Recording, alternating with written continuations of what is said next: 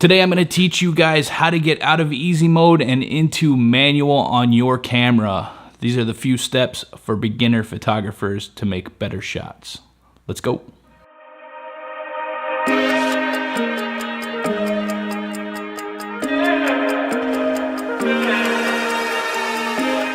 Like I said, my name's Josh. If you are new to this channel, basically what I do is I teach tips and tricks on photography, videography, everything in between, travel videos, travel vlogs, travel photos, weddings, a little bit everything in between there. So if you're new to this channel, please subscribe, hit that thumbs up button, the bell notification. That way you can find out when I put a new video up. This one's gonna be a little different today. I want to aim at the beginners and teach the few fundamentals that you need to know to take better photos and just get an all-around cleaner look on your images. I know that a lot of people that tune in to my channel already are into photography. They already know some about photography, but I wanted to touch base on the first few steps that you need to know to take better photos. So we're gonna talk about f-stop, we're gonna talk about shutter speed, we're gonna talk about ISO, we're gonna talk about white balance. Those things are very important. That's what we're gonna get into right now. Beginner's Guide to Photography. All right, so the first thing we're gonna talk about is ISO. We're gonna talk about what ISO is and what it means in your camera. So basically your ISO is the setting of the amount of light that your camera lets in when you're taking a photo. So the higher the ISO number, the more light that's gonna come in. With that being said, the higher the number, the more noise that you're gonna introduce into your photography. So the higher up that you get, the more noise is gonna get into your photo. It's gonna be grainy, it's gonna look just like garbage. So you don't wanna go too high on your ISO. A lot of new mirrorless cameras, these things are monsters. The A7 III, that's the camera that I'm shooting on right now, and this thing is a monster when it comes to low light. You can bump that ISO way up, further than I have ever seen any other camera as far as mirrorless or DSLR, and it's just insane the amount. I've shot videos up to 4,000, 8,000 ISO, and I know that I could go higher and still get minimal grain. I'm gonna link a video to my low light A7 III video up in the corner right now. So basically you wanna try to keep your ISO as low of a number as you can and to get the best quality, less grain shots. So everything that I try to shoot outside is going to be ISO 100, ISO 200, something like that, but I keep it way low.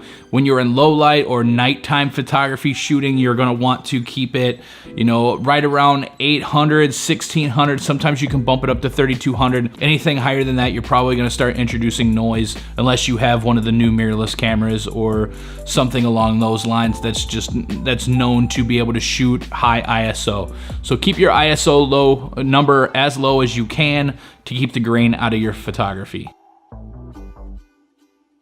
Next up, we're going to talk about f-stop. That is the number that usually looks like 3.5 or 8 or 20, or depending on what you're shooting. And basically what this is talking about is your focal length. The amount of bokeh you're going to get in your photo depends on the lower your f-stop. I know that there's a much more intricate way of saying this, but I'm trying to keep this as easy as I can for the beginner photographers. That way they can kind of follow along. So your f-stop is your number that's in the middle between the shutter speed and the ISO when you're looking at the bottom of your camera most of the time. What this is basically the lower the number, the more blur or bokeh you're gonna get into your background. So the higher the number, the more detail you're going to get, the wider the shot, the more open your lens is. What that being said is I have a lot of lenses that are f1.4, f1.8, 2.0, and with these, it allows more light in, the focal distance is different. So essentially, if you're shooting with a low ISO, you're gonna have a darker image, so you want to keep your f-stop low to try to compensate, and that will create a little bit better of a shot. So you want to keep your f-stop low, your ISO low, and kind of equal those out. Basically, that's going to create more blur the higher the number. So if you're shooting product photography, you're going to want to shoot it like f11, f18, something way up there. That way you can get the entire product in focus the lower the number, the less focus. So if you're shooting in like a kit lens is like a f3.5, you're gonna be able to get a focus on a person's face, a little bit of blur in the background. You really start getting blur when you get to like 2.8, 2.0, 1.8 is awesome. That's most of the lenses I shoot are 1.8s. I have a few 1.4s that are just insane. So basically you're gonna have the eyes in focus and everything else is gonna be blurry. So the lower the number, the f-stop, the less focal range, but you're still letting in a little bit more light. All right, lastly, we're gonna talk about shutter speed, and this is probably the one that most people don't understand the most. And let's talk about that. What this shutter speed is basically, it is the speed of the shutter. Even if you have a mirrorless camera, there's still a digital shutter. So essentially, with the shutter speed, the lower the fraction number, the longer the shutter is going to stay open, which means the longer it's going to be taking photos.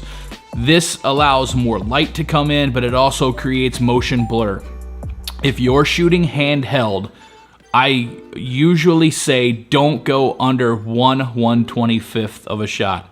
If you are outside in this direct daylight sunlight, you can kind of bump down to 1/60th if you have to, but the higher up that you can get that number, or the larger of the fraction, the more focus you're going to have on everything around you. If you're shooting race car photos, if you're shooting action sports, you're gonna wanna bump that way up to like 1/1500th, 1/500th, way up there. That way you don't lose any of the action, because the longer your mirror stays open, the more trail you're going to get on stuff. This is where the trifecta of that comes in. You're gonna wanna make sure your f-stop, your ISO, and your shutter speed are all matching. And this is what comes with practice, with knowledge, and with just trying it out. If you're shooting a shutter speed under 1/60th, put it on a tripod. Get it on a tripod, use the timer, use the remote. That way you don't create any motion blur with your hand clicking the button, the camera moving, anything like that. That's the best knowledge that I can give you as far as shutter speed. And it really is, you just want to create something with all three of those, the f-stop, the ISO. So you want to keep your ISO as low as you can to make sure no grain gets in there. You want to keep your f-stop right to your ISO, but make sure you're getting that bokeh if you want bokeh, or make sure you're getting everything in focus if you want the entire background in focus as well. So that's the three that you play with. As far as the shutter speed, that's usually my last step in getting where I need to make those other two work. You want to make sure that all three line up. You're not getting motion blur from a wide open shutter speed, and keeping those. Other than that, the last little part is white balance. Make sure you're setting your white balance. You always want to make sure your white balance is set correctly. If you're out in the sun, make sure it's on sunny. If you're in the shade, make sure it's shady white balance. Or just set up a custom white balance with the Kelvin, just working with the Kelvin scale. I hope these helped you. I know that it's a little crude and a little straightforward, but like I said, I wanted to make sure that people could follow along. If you guys have any questions, please put them in the comments below. I would be happy to help you any more. Make sure you subscribe, and I will see you guys in the next one. Peace.